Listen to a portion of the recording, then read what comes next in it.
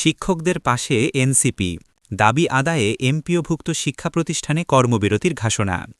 বাড়ি ভাড়া, চিকিৎসা ও উৎসব ভাতাসহ ন্যায্য দাবি আদায়ে আন্দোলনে নেমেছেন দেশের বেসরকারি এমপিওভুক্ত শিক্ষকরা। রোববার ১২ অক্টোবর দুপুরে প্রেস ক্লাবের সামনে অবস্থান কর্মসূচি চলাকালে পুলিশের সঙ্গে শিক্ষকদের ধাওয়া পাল্টা ধাওয়ার ঘটনা ঘটে। পরে শিক্ষক নেতারা শহীদ মিনারে গিয়ে অবস্থান কর্মসূচি চালিয়ে যাওয়ার ঘোষণা দেন।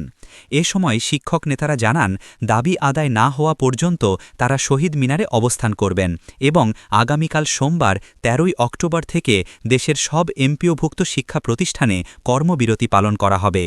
শিক্ষকদের চলমান এ আন্দোলনের সঙ্গে একাত্মতা প্রকাশ করেছে জাতীয় নাগরিক পার্টি এনসিপি। দলের মুখ্য সংগঠক দক্ষিণ হাসনাত আবদুল্লাহ এবং সিনিয়র যুগ্ম আহ্বায়ক সামান্তা শারমিন শহীদ মিনারে এসে আন্দোলনরত শিক্ষকদের সঙ্গে সংহতি জানান। এনসিপি নেতারা এ সময় অন্তর্বর্তীকালীন সরকারকে মুনাফেক আখ্যা দিয়ে অবিলম্বে শিক্ষকদের যৌক্তিক দাবি মেনে নেওয়ার আহ্বান জানান। পাশাপাশি আন্দোলনরত শিক্ষকদের প্রতি নির্দয় আচরণের জন্য সরকারের পক্ষ থেকে দুঃখ প্রকাশ ও ক্ষমা চাওয়ার দাবিও জানান। এনসিপি নেতারা স্পষ্ট করে জানান, দাবি পূরণ না হওয়া পর্যন্ত তারা শিক্ষকদের এই ন্যায্য আন্দোলনের পাশে থাকবেন।